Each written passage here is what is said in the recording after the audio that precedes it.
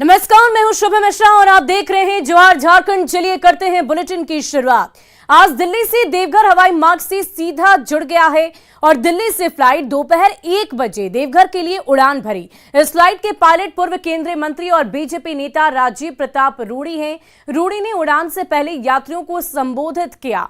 आप तस्वीरों में साफ तौर पर देख सकते हैं कि पहली यात्रा कर रहे यात्रियों में खास तौर पर उत्साह देखा जा रहा है। आप तस्वीरों में देखिए किस प्रकार ये सभी यात्री मुस्कुराते हुए नजर आ रहे हैं और बीजेपी के तमाम सांसद, मनोज तिवारी हों या अन्य अलग अलग सांसद हों, वो सभी इस फ्लाइट में मौजूद हैं और दिल्ली से देवघर के लिए ये पहली फ्लाइट ने उड़ान भरी है। ये तस्वीरें हम आपको एक्सक्लूसिव दिखा रहे हैं। थोड़ी ही देर में विमान उतरने भी वाला है। अब से कुछ ही देर में ये देवघर एयरपोर्ट पर लैंड करेगा। दिल्ली से सीधे देवघर के लिए ये पहली फ्लाइट की तस्वीर आप देखिए किस प्रकार तमाम यात्री काफी खुश, काफी उत्साहित नजर आ रहे हैं। ये विमान के अंदर की तस्वीर हम आपको दिखा रहे हैं। देखिए बीजेपी के तमाम नेतागण, तमाम सांसद फ्लाइट में सवार हैं, यात्री बनकर सीधे यहां तक पहुंच रहे हैं।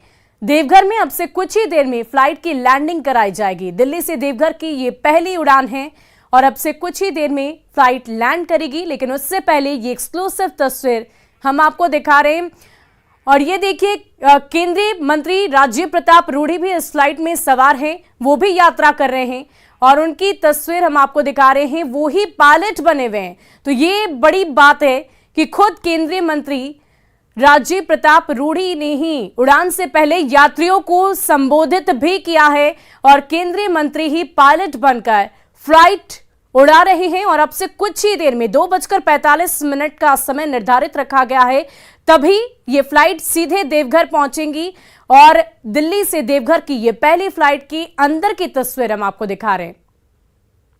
In the cockpit is a very senior commander, Captain Ashutosh, and we had the privilege of flying several other times. And with me in the crew is Shrilin. ये तस्वीरें देखिए किस प्रकार के पूर्व केंद्रीय मंत्री राजीव प्रताप रूडी ने Mr. Nishikant Dubey is there with us, and the credit goes to the Prime Minister who has successfully inaugurated this airport. And today we are here to go for the first flight, and I can assure you that it's going to be a beautiful flight and with very experienced hands. So I'm sure the time to destination will be approximately about 1 hour 35 minutes and distance of approximately 900 kilometers. एक बार फिर से आप सभी यात्रियों का Indigo की सेवा 6191 और विशेष रूप से हमारे सभी मित्र, और आज के इस यात्रा में हमारे साथ बहुत सारे वरिष्ठ व्यक्ति और सांसद और कई सारे मित्र हैं। मैं विशेष तौर से देश के प्रधानमंत्री और गोड्डा के सांसद निशिकांत दुबे जी का आभार व्यक्त करना चाहूंगा कि ये उनके प्रयास से पिछले 5 वर्ष में, और ये शुरुआत तब हुई जब निशिकांत दुबे साहब ने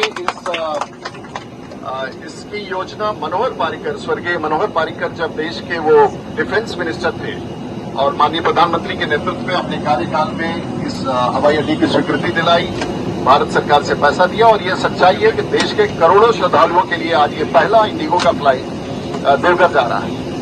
मेरे लिए सहयोग और विश्वास है कि इंडिगो की पूरी टीम, जो अपने आप में एक सुप्रशिक्षित और अच्छी सेवाएं देते हैं, उनके साथ आपके कप्तान के रूप में मुझे जाने का अवसर प्राप्त हो रहा है। तो फिर से एक बार कैप्टन आशुतोष की तरफ से और इंडिगो की टीम की तरफ से और अपने सभी सांसद मित्रों को और सभी पत्रकारों को और जो आज श्रद्धालु या इस यात्रा में है, आप सबका विशेष रूप से अभिनंदन। हमें समय से रवाना होना है, इसलिए दरवाजा बंद करना होगा और आप सबका विशेष रूप से अभिनंदन। धन्यवाद।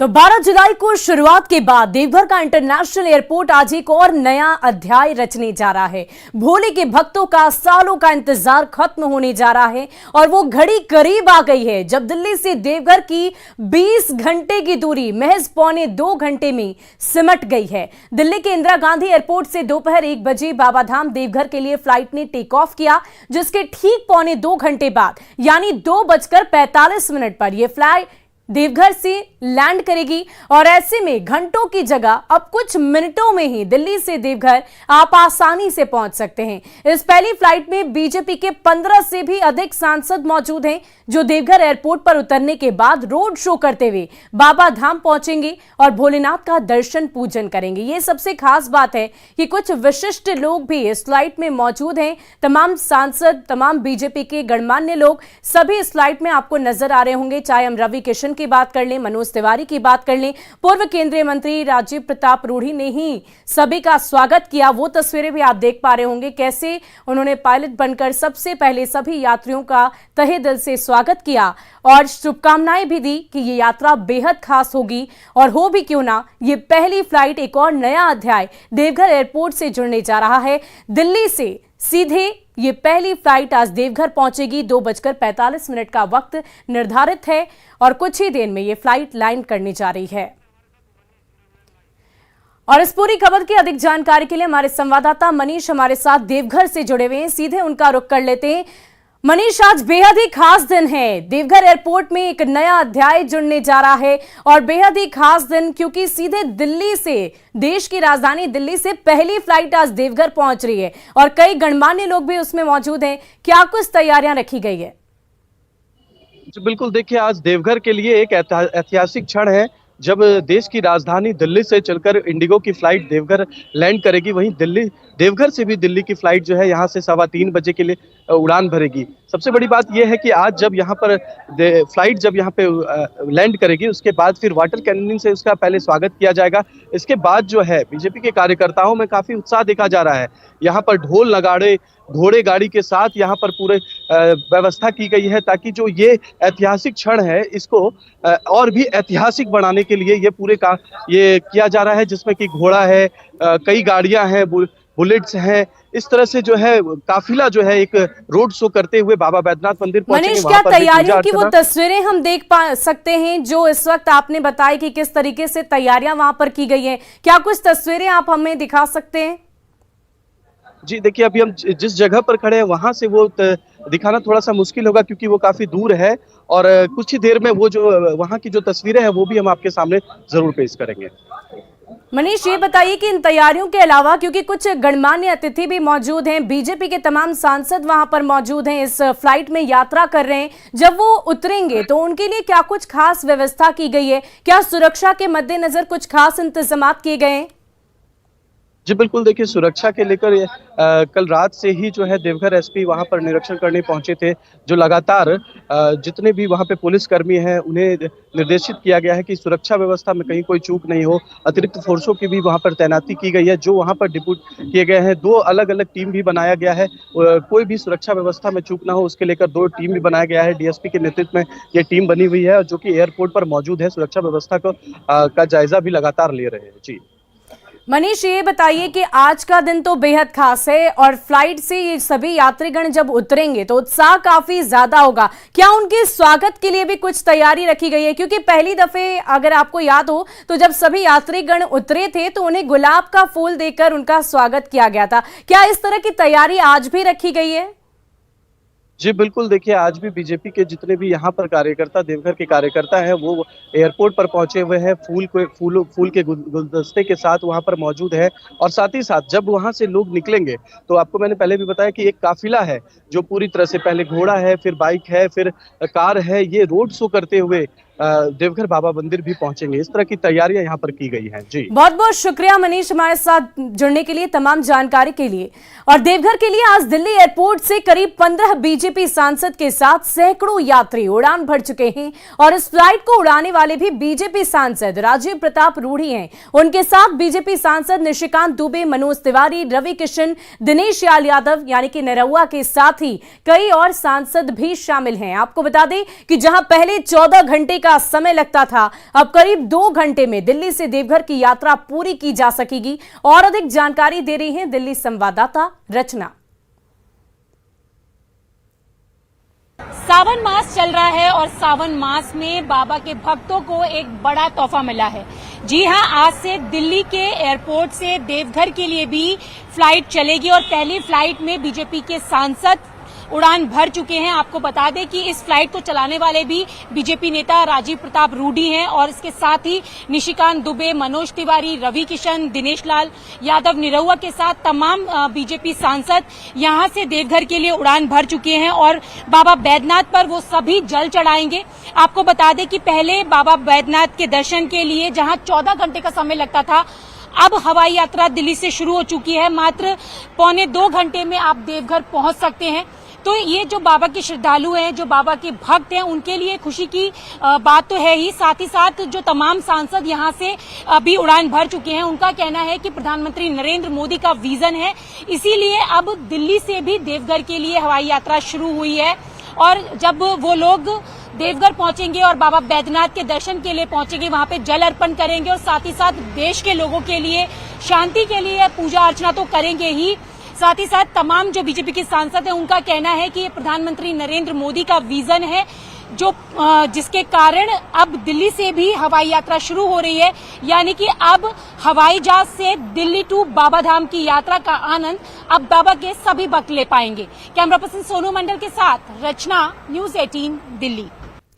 और चलिए अब बढ़ते हैं अगली खबर की ओर। खबर पलामू से, जहां शिक्षा मंत्री के आदेश के बावजूद ये तमाम आदेश बेअसर साबित हो रहे हैं।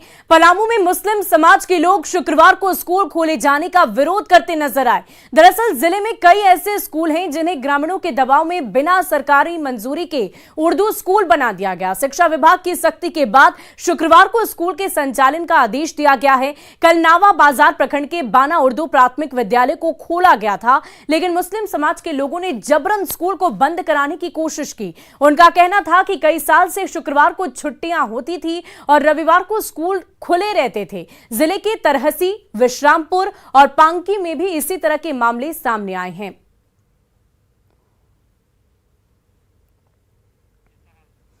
अब ऐसे में न्यूज़ 18 पूछता है कि क्या जमात के दबाव से स्कूल चलेंगे? क्या इन जमातों के दबाव से ही स्कूल का संचालन किया जाएगा? छुट्टियां तय की जाएगी?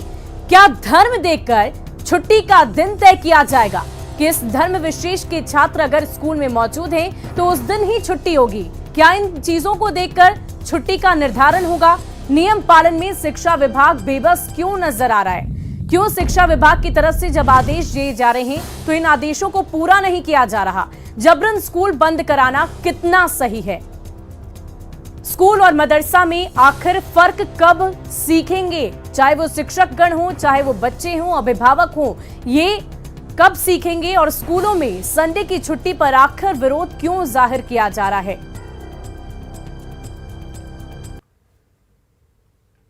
और झारखंड में पशु तस्करों के निशाने से पुलिसकर्मी नहीं हट रहे हैं। रांची के एसआई की जान लेने के बाद गुमला में भी पशु तस्करों ने पुलिस अधिकारी को रौंदने की कोशिश की। इस बार पशु तस्करों के निशाने पर रहे बिशनपुर थाना के थानेदार सदानंद सिंह रोकने की कोशिश करने पर पशु तस्करों ने उन्हें रौंदने की कोशिश की, लेकिन थानेदार बाइक लेकर सड़क किनारे हो गए, जिससे उनकी जान बच गई। लेकिन थानेदार को कुचलने के चक्कर में तस्करों की गाड़ी पलट गई। इसके बाद पुलिस ने 7 पशु तस्करों को गिरफ्तार कर लिया है। ट्रक में ठूस कर ये सभी 57 मवेशियों को लेकर जा रहे थे, जिन्हें जब्त कर लिया गया। ये तस्वीरें आप देख पा रहे होंगे किस प्रकार ये सभी मवेशी इस ट्रक में बंद हैं और 1-2 नहीं बल्कि कुल 57 मवेशी इस ट्रक में बंद थे। ट्रक पलटने की वजह से ये सभी बाहर आ गए और तमाम 7 अपराधियों की गिरफ्तारी भी की गई है।